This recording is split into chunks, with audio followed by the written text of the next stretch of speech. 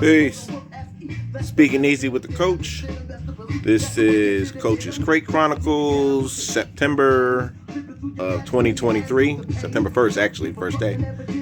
And, we're going to run through some crates. We see the crates way in the background over here.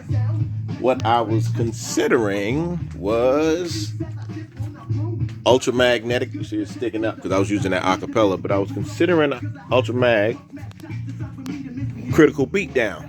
And then I thought about it, and I really didn't want to do that. I wanted to do the third album, and because I was a lot more familiar with ultramag back in the day when they were coming out. I actually was they said they were bigger in England than they are in here, but that's another story. I thought about how I didn't really want to do that, and instead I figured I would chronicle this thing here. I'm a stuck in the 90s kind of guy, so I said, yeah, I like Black Moon. I was going through the crates and I saw it, and it was like, this is the one. So I said, we're gonna chronicle this. By the way, got on my brand new Tame One shirt I picked up a couple days ago. You're going to have to order it and have it shipped, but I got I picked it up because I'm too cheap to pay for shipping, and but I'll put that information in a link of some sort, or information when I post this up. But if you're interested, like I said, the shirt, all of that. Anyway, Black Moon, Enter the Stage. When this came out in the 90s, what I remember more than anything else was there was a certain, the era. The era was the 90s. This is 93. And, they had the golden age in the late 80s, and then they had the second golden age in the 90s. A big part of this, at least New York-wise, culturally, it was everything. It was, smoking weed was a lot more prevalent. The army fatigue clothing, the baggy clothing, all of that represented the early 90s. And, the Timberland boots, all of that just represented it, like the style. And when it came to rhymes, there was a style with rhymes. When it came with production, there was a style. It was largely, I think, very largely, like Pete Rock did and DJ Premier did, and a lot of them, they filtered.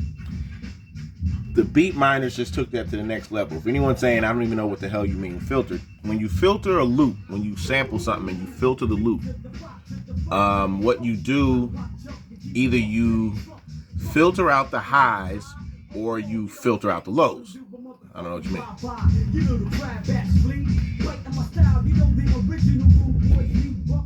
In other words, I turned the treble all the way down and I turned the bass all the way up. So you don't even hear his voice. You hear boom, boom, boom, boom. That's one way you filter, but it's different on the sampler. The other way to do it,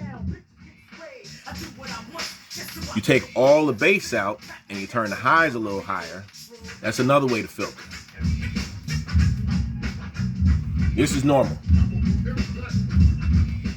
So in production, it's different when you have your device, your sampler.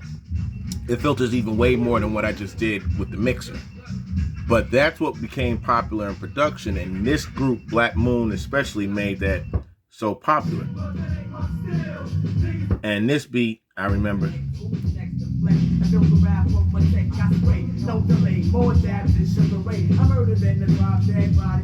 They sampled 4 bars of something and just filtered the whole 4 bars and added some horns and some other things. And like I say, you take that and just the dusty drums they use, and it just had a sound. But you had that, and then you had Buckshot. This was the commercial. We all heard this first.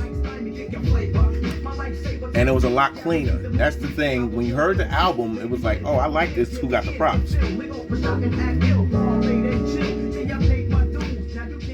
You even remember in the Notorious movie, the character that played Lil' Kim, she was she was acapella, rhyming. This was what she was rhyming to, because representing Brooklyn.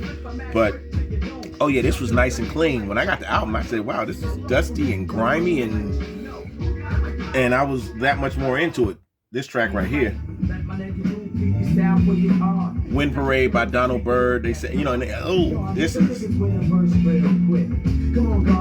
this just really just that griminess, that grittiness. This just represented that.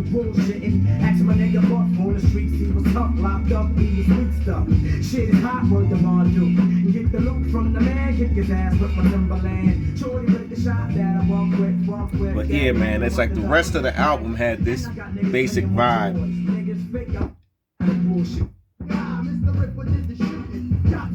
Here we had Smith and Wesson.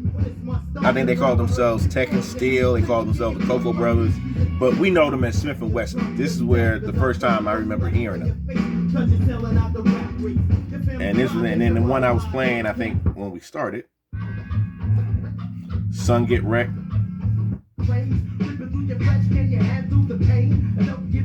And throughout this album, Buckshot just got a reputation as he was just that gritty, because he's like a hair. By the way, I'm 5'4". He's maybe an inch. I don't want to say 2 inches. He's at least an inch, if not 2 inches, shorter than I am. So I met him in Brooklyn one time. But that's another story. And this is another, like, it's gritty. It's gritty and it's abstract, so you can focus on the lyricist.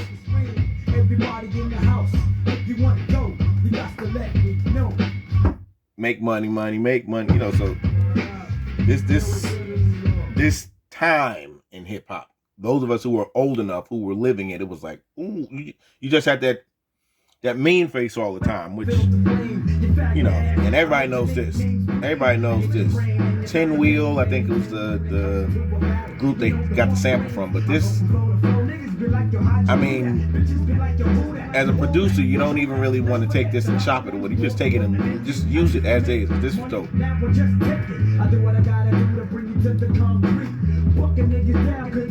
And what's funny is they did a remix to this, and it was, it was just as good, if not better.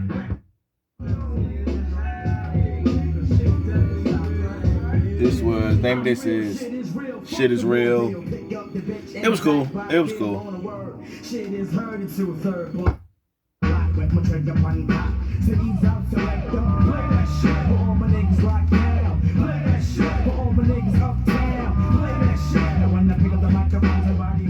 Title track of the album, Enter the Stage. Everybody knows this.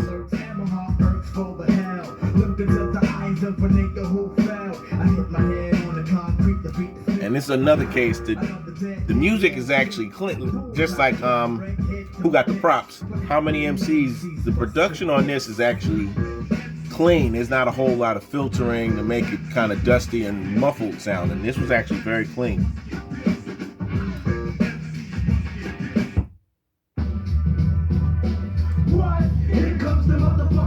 And this song has Havoc. Prodigy, I don't think is on it. Yeah, Prodigy's not on there, but Havoc from Mobb Deep, I believe, is on there. This is a good posse song. But yeah, man, this album, I remember, if I thought back, I don't know, I think it got like a 4 in the source.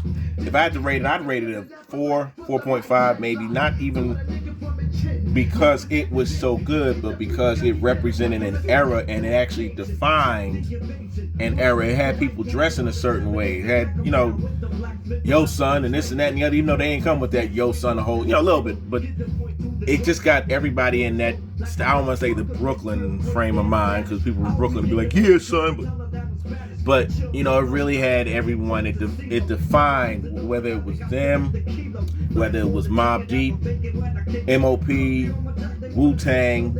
That all represented that early 90s time, and there's others too, but that really represented that. So